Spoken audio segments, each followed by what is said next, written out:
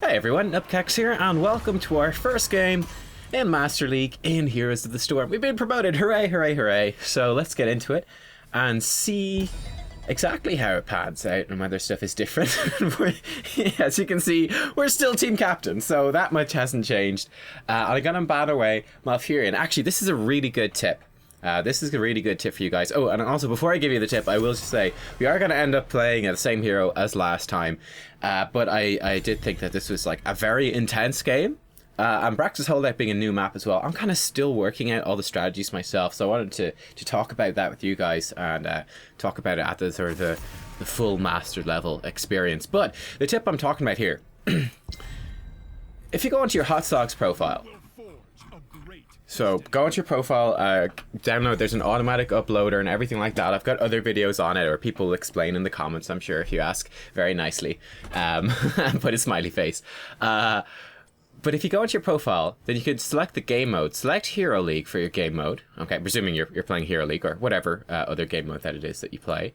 Then you can also select the time frame you want. So I would suggest for this, selecting Ranked Season 2, seeing as we are currently in Ranked Season 2. And now your Hot profile will display all the information for your Hero League games from Ranked Season 2, and it'll filter out all the other ones that you've played. Now you can go down, you've got tabs a little bit below you. Go into the Matchups tab and the Duos tab. What these do is the Matchup shows you how you perform against different heroes, what your win rate is against different heroes. For example, just taking a quick glance at mine right now, I can see I've played 9 games against Rhaegar this season and I've won every single one. That one's going really well. Whereas if I go to near the bottom, I've played 12 games against ETC and only won 33.3% of them. So ETC is pretty scary.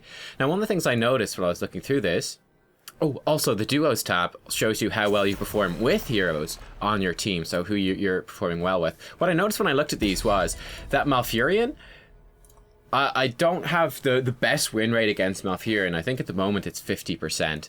And then I don't have the best, even worse than that. Even worse than that, I should say. I do worse when he's on my team. We've like a 36% win rate when Varian is on my team. So I do badly enough against Varian. I do even worse when Varian is on my team. So that's really confirming for me that first banning Varian, who is considered an a top tier, maybe even an S tier support at the moment, the best one in the game, banning him away is going to be a really valuable thing to do because I just historically haven't done well with him. Now, obviously, there's going to be hopefully going forwards a lot more games where we're not the team captain, Varian might get through, and then reassess, after a few of those games, okay, how have we been doing with Malf, and how have we been doing against Malf since then? Alright, maybe that was just like a few games, a small sample size, and that wasn't super representative, but for the meantime, for the moment, it makes a lot of sense to me to try to do that. Pretty interesting in this game, we went for a warrior lock, seeing that our buddy here wanted to play Diablo. And we got a first pick Varian, actually, so we'll see how that works out. That should be pretty interesting. It's a very cool draft so far, actually. The enemy team led off with the Li Ming and the Chen, which makes sense, a good range damage dealer. And then Chen is very strong in this map, very strong. He's an excellent solo laner. Now, we answered with the Gul'dan and with the Alarak, which I think are two fantastic picks. I'm not a big fan of the Varian first pick at all. I just don't think he's not tier 1 at the moment, so I don't like that. But the Gul'dan and the Alarak absolutely are, and absolutely on this map. Alarak, possibly, if you're good at him, if you're really good at him, he's probably the best solo laner in the game. He's at least in the top 5 anyway. And most importantly, he also kind of wrecks Chen if you play him well. He's got so many ways to interrupt Chen's drinking and then get like damage down onto Chen that sticks.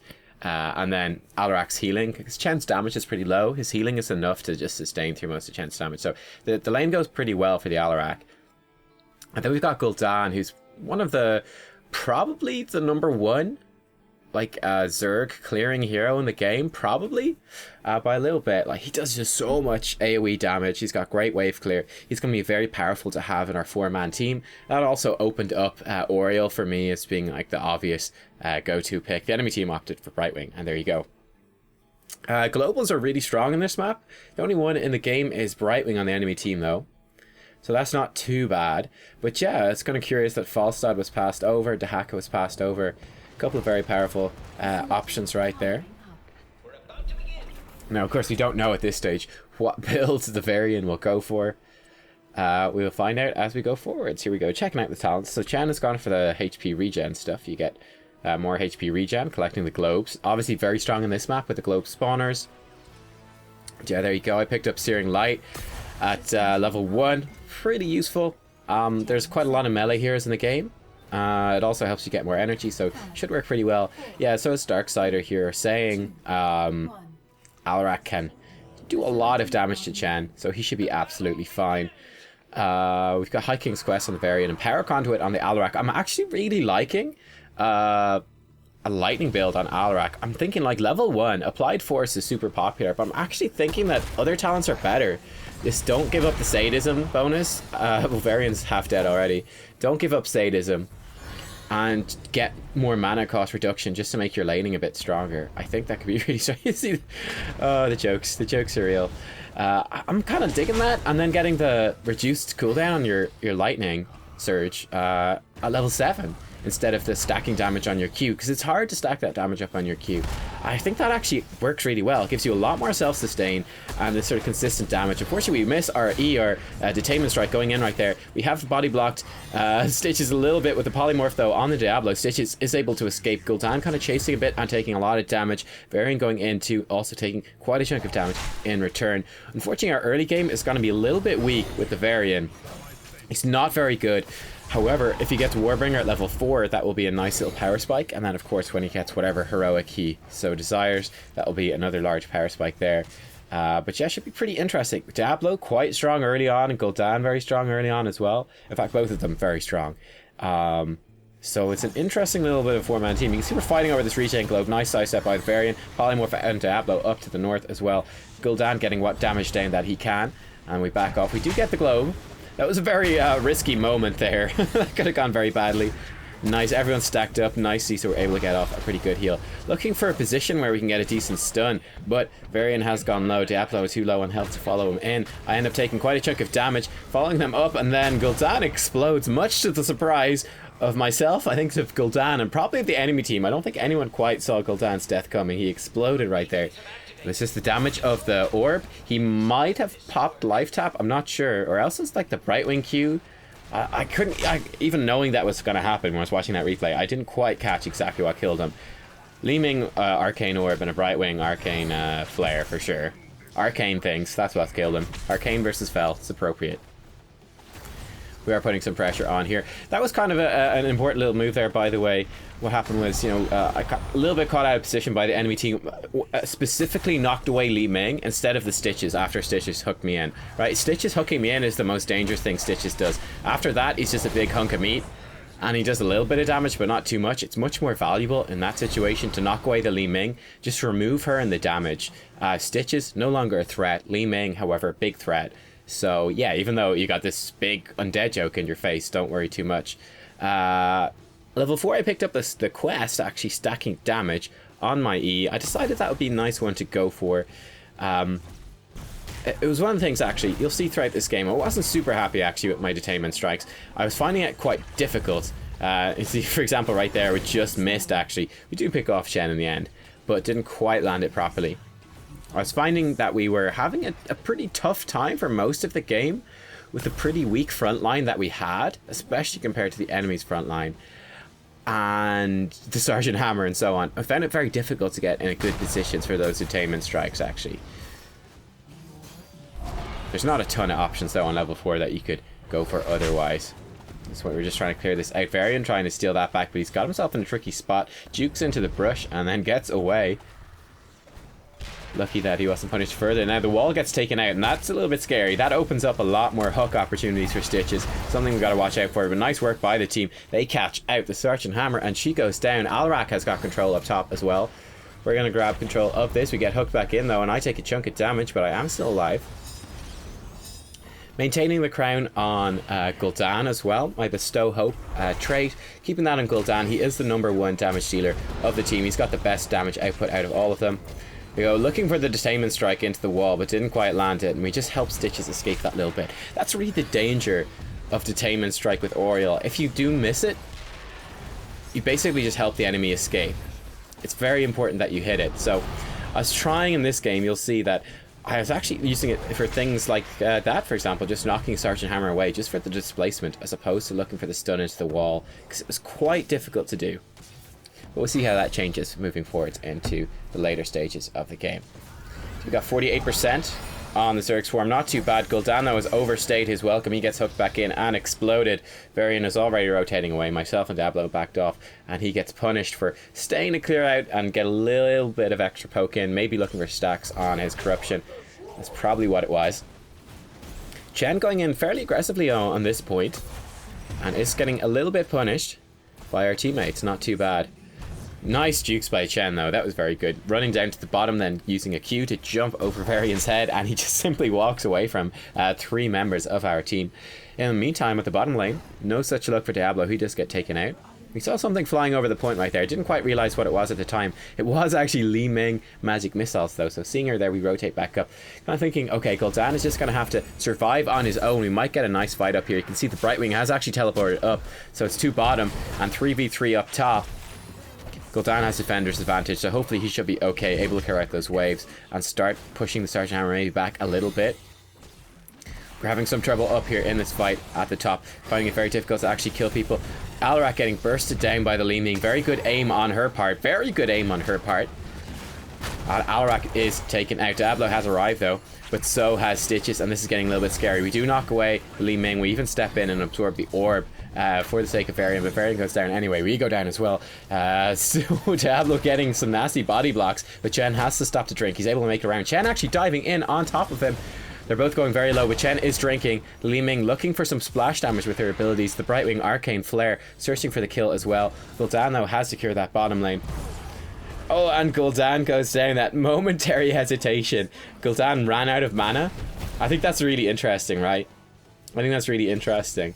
Showing, I think, a little bit of the, you know, how comfortable you are on a hero.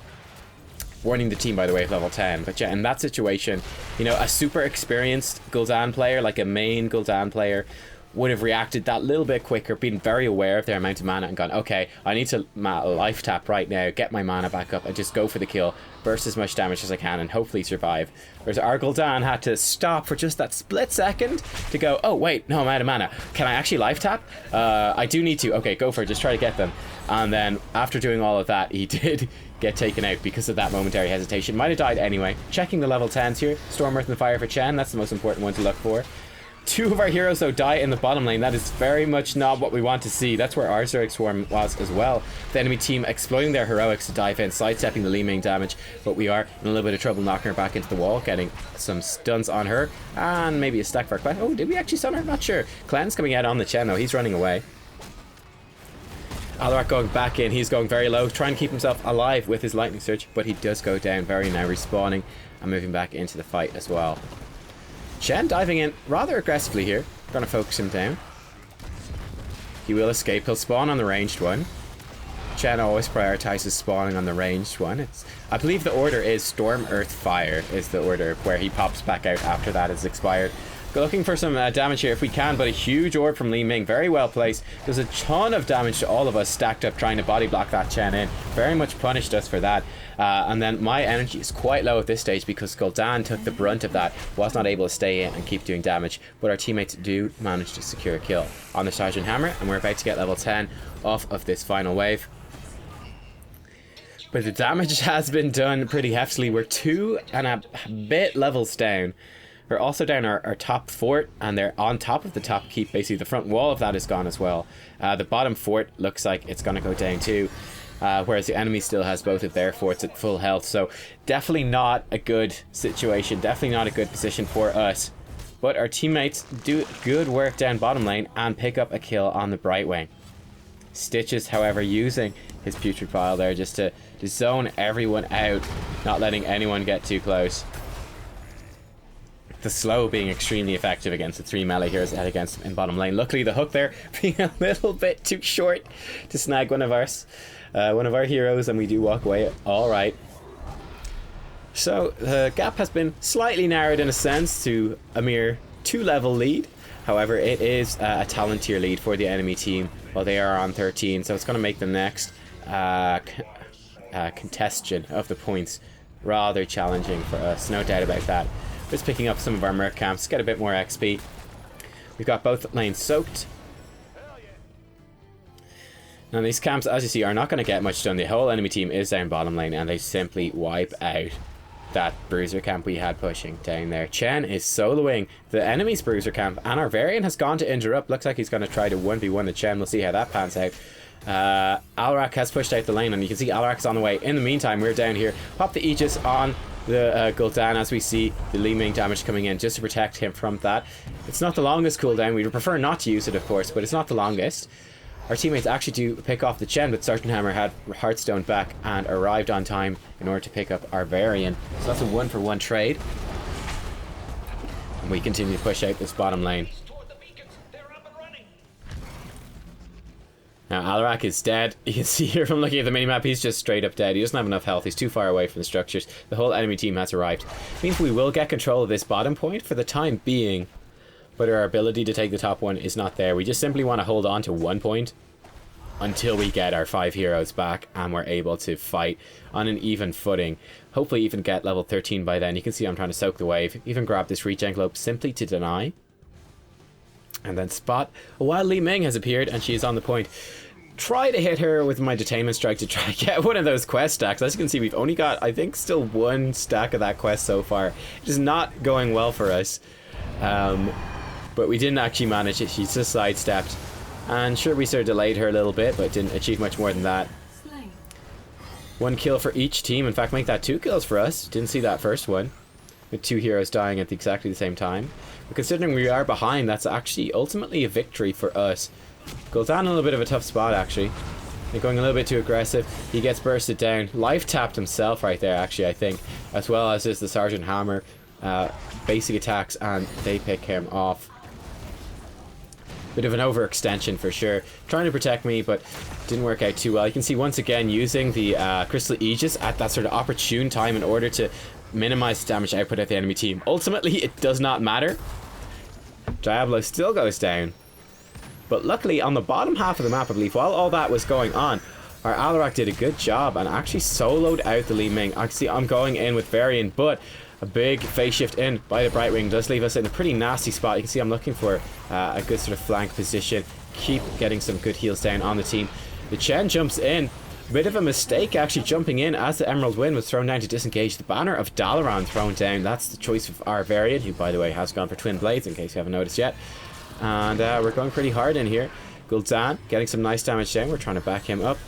Unfortunately, the strike from Discord strike from Alarak does miss, and Stitches once again the disengage potential of that. Oh, a huge hook comes out and Varian goes down. But yeah, once again the disengage potential of Stitches with his bile, very, very strong, just slowing down our team, stopping us from chasing and helping them get away. The enemy team did get a much superior Zerg wave at this point too. It is pushing in on our bottom half, but with them dying and coming back from the fountain, they don't have a lot of their heroes here to really push in. Stitch is looking for a hook over the wall, but luckily with that wall there to protect us, it's quite a narrow sort of field where he could actually hook someone out over that, and we weren't positioned in there, so not too much of a problem for us. Now the enemy team are here, and Li Ming is throwing at her damage. The hook does get missed, and that's pretty good for us. Accidentally eating quite a chunk of damage from Li Ming. That is not ideal. We have respawned though, and we only lost the front wall of the keep. That is not too bad. Varian is calling for a retreat. The Zerg are eliminated. I went into the sciences to avoid this sort of thing. And yeah, this was a bit of a thing. So yeah, as you can see, in case you noticed on the minimap there while I wasn't talking, but you can see that Sergeant Hammer was up in the top lane. So yeah, Varian was going retreat, retreat, retreat. They've got 16. Our teammates are going like, yeah, but Sergeant Hammer's up top lane. It's a 4v5. Unfortunately, we did have Crystal Aegis active, but I didn't think that Varian would do something like that. He just walks straight into an arcane orb from Li Ming and dies. So that's one of those tough things as a support. It's like we just couldn't have known really that that would happen. It's something you assume wouldn't happen. Trying to get a bit of extra damage off the Searing Light. I need to back away, obviously, from the damage here. And walk into a pretty nasty flank from the enemy team that I hadn't noticed coming in. I'm not even taking my talent yet. I was a little bit delayed picking that up, just because of being a little bit scared of them and what they could do. We do land our E on the Sergeant Hammer, slowing her down just that little bit. Getting a couple of heals out. Huge damage from the Alarak comes out.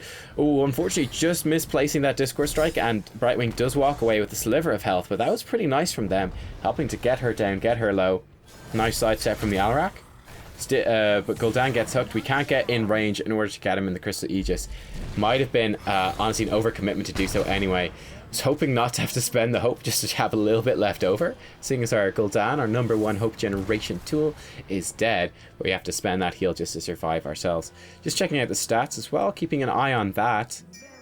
Making sure that I do have the correct teammate selected as the hope target. And I think that is pretty much correct. Varian going very low, but we just about save him. And yeah, it's actually pretty nice from Diablo.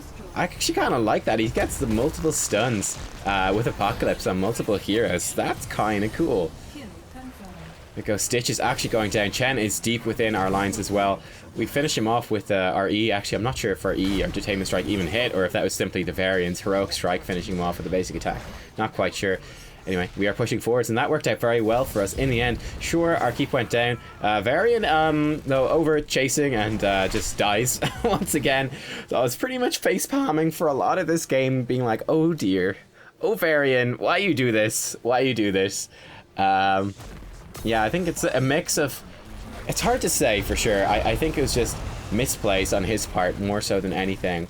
Also, he's not the best hero at the moment. I think I might have even overestimated him a little bit. I think he might even more appropriately be in tier 3. Nice work by the Alarak, actually picking up a kill on the Sergeant Hammer. That's pretty huge. Alarak, though, walking in to that sort of barrage by the Archangel there, and almost goes down, but he does survive, so good luck from us. And for our team, we pick up the boss, which is pretty nice. Gul'dan deciding to pick up these mercs on the way. No complaints there. You can see just how much damage Gul'dan does. He does a lot of damage. Actually decide to spend the heal just in case we walk into a nasty surprise here. And hey, nasty surprise located. Nice horrify from Gul'dan. Our teammates are coming up. I was hoping to interrupt the cast time of Storm, Earth and Fire, but I messed it up and do basically allow him to get that through, missing our Detainment Strike completely. However, our teammates have arrived. We're doing a lot of damage right here. It is still a 5v4, of course. We're able to push in pretty aggressively still. And there you go. We did have to waste a couple of heroics to protect me from that face check, which ended up being bad. But we do make it through in the end. The boss takes out a fort, which is pretty nice. It's an interesting boss on this map. I feel the most dangerous thing it does is when you try to take it. You can see we're in a bit of a tough spot. Sergeant Hammer flanking from the bottom left, Chen flanking around from the right. So we actually just run into the enemy team like this. Just kind of swinging around, trying to stick close to our team just to get support from them. I'm feeling in a very rough position myself, but we do actually survive, and it is the Chen, believe it or not, who actually goes down after that engagement, kind of chasing, spotting me on low health, feeling like he could take me out, but our teammates were there, and we survived. We have both points captured right now. However, it will be a 94% Zerg Swarm to 98%. Throw down the Crystal Aegis. Once again, pretty good timing this time, I have to say. I think my Detainment Strikes were pretty bad in this game, but my Crystal Aegises were pretty good. So we managed to throw it down, you know, as he was polymorphed, and then the Li Ming mistiming her stuff, he just simply goes over the Crystal Aegis, not achieving anything. Horrify going out to help the disengage. We are pretty much running from our life. Unfortunate placement on the Zerg Swarm that we're running straight through it on our escape. We have to go down to the bottom. And we're in a pretty scary position. The hook comes out on Varian, and he's in a pretty rough spot. We try to Detainment Strike the enemy team away to try keep him alive. He throws out the Banner of Dalaran as well. And he's trying to make an escape. Actually, nice attempted escape by the Varian right there. I have to say, he was in a tough position, and he made the most that he could out of being in a tough position. Didn't quite work out in the end, but good effort. No doubt about that. And here we are, just trying to clear out this Zerg wave. Our Zerg wave, meanwhile, is pushing in, getting a bit of value down to the bottom. I can't quite see. That's Chen, actually, who's defending right there. And the Zerg wave goes down. We managed to keep our second keep alive, and that is good for us. And we're actually the first team to hit level 20. Going to pick up Shield of Hope. definitely, I think, the go-to talent in this particular game. Just giving this burst AoE shielding, effectively being burst AoE healing if we absorb damage with it, which is pretty useful. There you go. You can see we got a lot of wave clear. We have quite a lot of wave clear. Now we're pinging on this bruiser camp. That's almost definitely where the enemy team is. But I think Gul'dan is correct to say no right there. And as he points out, it is 4v5. Could have potentially worked for an opportunistic pick in case the enemy team was greedy and they tried to take both of their merc camps at the same time. But if they're being smart and rotating as 5, then that wouldn't have worked. Obviously they were hunting for level 20 themselves, so they should have stuck as 5. Now this is risky. Obviously this is what we're gonna do. And you can see the enemy team going in for the hook right there. Pretty much off the bat. We throw out the Crystal Aegis. Try to deny that. Li Ming actually aiming for us means she misses her abilities. That's a bit of her damage gone. This is a pretty nice position actually for our AoE healing to go out. And there you go. We actually throw out the Shield of Hope as well. Getting a ton of value off the Shield of Hope. I think pretty much everyone absorbed the full amount of that. Diablo, I think with his Lord of Terror abilities, sucking life out of everyone, keeping himself alive. Triple kill. Can the Stitches go down as well? He's popped hard in the shield, but he does go down as well. Chen is running for his life, but that is 4 members of the enemy team get taken out in that fight. All of our abilities, just everything working out perfectly there in the end. Everyone played that fight really, really well. Great positioning, great use of abilities. The enemy team goes down attempting to invade us at the bruisers. We knew they were coming and we were able to exploit that even with the Stitches hook coming out and then kind of catching us a little bit by surprise, but not too much by surprise. And we're pushing in. With this many enemy team members dead, this is pretty much game. The Varian has actually gone back to base. I think that's a mistake. He should be here with us helping me push this down. Of course, the enemy team are still dead for another 20 seconds, so it doesn't ultimately matter. It doesn't ultimately matter, but you know, in a tighter situation where you're just going for a core rush, he should be here. And there you go, the enemy core down to 1%, down to 0%, and down it goes. GG. Now, GG easy, said Diablo. I really don't think this was an easy game by any means. In fact, we were losing the game for most of it. But I thought you guys would enjoy this one. Happened to be the first game I played after getting promoted to Master. And even though it was the same heroes last time, it was the Oriel once again. I think well-deserved MVP from the Alrak, actually. He was very good and had very good calls as well. I thought this was a very intense game. Very close game. Very difficult game. So I thought, well worth showing this one to you guys. You can see we're approaching our personal rank adjustment as well. It's pretty much used up. Probably in the next 2 or 3 wins it will be. You can see the Varian died an awful lot. And yeah, there you go, guys. Didn't show you the talents for that one. Let me bring that up. But I just want to point out that about the Varian stats and what I think about Varian. Again, it's hard to judge off of that game. He just... As a player, I think he made a lot of mistakes. Potentially that could be because he was playing a new hero. That could definitely be it. But he didn't play great. He died an awful lot. And I think looking at the stats, one thing that really stood out to me was comparing him, let's say, to Diablo. Diablo actually did a little bit more hero damage. But even more importantly, Diablo did something like 6 times the amount of siege damage that the Varian did. And then he was also, you know, a tank for the team. So... yeah, I think that the Varian really didn't bring anything to the team. Honestly, I just felt like our composition kind of had to carry him for the most part. He really didn't add anything good.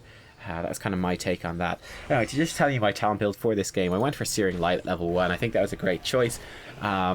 Just make sure your Ray of Heaven does damage to enemies. You know, 30% of the heal becomes damage. It's pretty nice. You also get a bit of extra energy back from doing that. So it's just pretty useful. There are a lot of melee heroes in this game, so I thought that would be a pretty nice choice. Went for Repeated Defense this time at level 4, which is every time we stun a hero with our Detainment Strike, we increase the damage. And then when we finish the quest, we increase it up to 200. I thought it would be pretty nice to help bursting down, let's say, Chen, for example. Yeah, just bursting someone down I thought would be pretty useful. Stitches as well. And the thing was that, you know, once Chen and Stitches, I felt like we didn't really need the slow from the heavy burden slow, which is the other, I think, really nice option at level 4, which is when we stun a hero with Detainment Strike. It slows their movement speed by 40% for 3 seconds. I didn't really feel like that was super necessary. We had quite a lot of CC, quite a lot of lockdown. I felt like I just want to go for burst damage and kill pressure as opposed to actually the slow. I don't think we need the slow to get kills, so I went for that. We didn't have much success in getting good angles and getting good Detainment Strikes off in this game. It was very difficult. So, I don't know. It was kind of hard to judge. I'll have to play more of Oriel and Braxis to see if, you know, there are good opportunities for the stun. I think there are, like, good walls and good kind of choke points and things like that for Detainment Strike to be pretty good on this map. I think it was just the fact that we had a bit of an awkward composition that, yeah, we couldn't really get into a good position. Picked up Bursting Light then at level 7. I think that was a nice choice in this game. As opposed to the last game where we found that we were just super starved of energy. In this game we had a Gul'dan, we had Alarak, I mean, even Varian, even Diablo, all of our heroes could do, in theory, a lot of damage in a team fight. So I felt that Bursting Light would be very useful, and just having this consistent heals and just being there. It was interesting, actually, our Gul'dan spec'd into Hunger for Power at level 7, which reduces the amount of healing he takes. It gives him more damage. So, interesting synergy there, I guess. It was, I didn't know this during the game. I noticed it afterwards, though. Kind of funny. Crystal Aegis level 10, of course. At level 13 then, had some interesting choices. I actually went for Piercing Lash in this game for a couple of reasons, both of them being Chen. So what this does, this talent, it lets your Detainment Strike pierce and hit all enemy heroes. So it won't just hit the first hero, it hits them all. So I picked this against Chen for 2 reasons. Number 1, I was hoping that we could interrupt the cast of Storm, Earth and Fire, or, you know, even to a lesser extent, maybe just him drinking his brew. And I wanted to just have it ensured that we would be able to do that. So Piercing Lash would ensure that we could interrupt that heroic, and that, for example, we wouldn't hit Stitches by accident if Stitches walked in front of it and then the Storm, Earth and Fire went off and our Detainment Strike was kind of wasted. I picked it up to help in that sort of situation. And then also, very importantly, because he had Storm, Earth and Fire, it would help us to stun and knock back multiple mini Chens at the same time. Probably both the Earth and the Fire ones, maybe even Stitches as well. I just felt like there were quite a lot of heroes around the place, which is also why Apocalypse from Diablo worked really well. So I thought that this would work pretty nicely in this game, so that's why I went for that one. The other options are pretty good. I mean, we could have gone for Repelling Strike, getting a further knockback and trying to get more consistent stuns with the Detainment Strike, but I think the Piercing Lash was the right choice.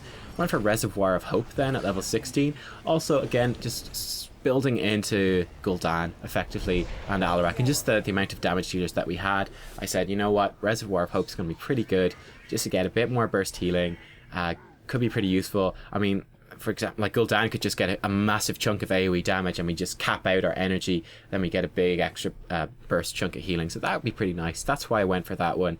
I think it worked pretty well. The other option, of course, would have been Wrath of Heaven, which is 10% ability power, which is not bad. I feel like Reservoir of Hope is just a bit more useful overall. And then, of course, Shield of Hope at level 20. You saw the usefulness of that, I think, multiple times in this game. Just that nice, big, chunky AoE shield when your team goes low. Really, really strong. Really strong. Like, if your team is low, it's just stronger than Storm Shield, I think. So it's very, very nice, and it worked really well in this game, I think, as well. So there you go. That is the talent build. I thought it was pretty interesting. Yeah, like I said, interesting builds from our teammates as well. Alarak going for a lightning build, which is pretty good, actually. I quite like that one. The Banner of Dalaran from Varian actually was a good choice. I don't know, it's weird. I felt like the Varian made some good choices and stuff, but then he also made some really bad choices. It was a real mix in terms of his play. It was a really, really bizarre. I will say, though, that I think that Varian into Chen is probably your ideal situation. I actually think that's a pretty good matchup in terms of heroes, because Varian, he can spec into Warbringer at level 4. That's a stun every 6 seconds. Makes it really difficult for Chen to actually ever be drinking his brew, because you can interrupt it constantly. I think the cooldowns, I can't remember off the top of my head what Chen's cooldown is, but it's like 4 seconds or something like that. But they're pretty closely synced up. So Varian could be a pain in Chen's butt. And then you can also get Shattering Throw at level 16, which makes you do tons of extra damage against shields, or just completely wipe out someone's shields with the activatable ability right there. So that's pretty good against Chen as well. I think it's quite interesting, Varian against Chen. Or then alternatively, of course, you got the level 16 just reducing healing, which is pretty useful too. There you go, guys. I thought it was a cool game. Very intense. We'll not call it an easy game like some of the other guys did. I think it was pretty difficult. I think Varian died 8 times, and that's a lot. And yeah, there you go. Give it a like if you enjoyed the video, and I'll see you all next time for more Heroes of the Storm. Bye-bye.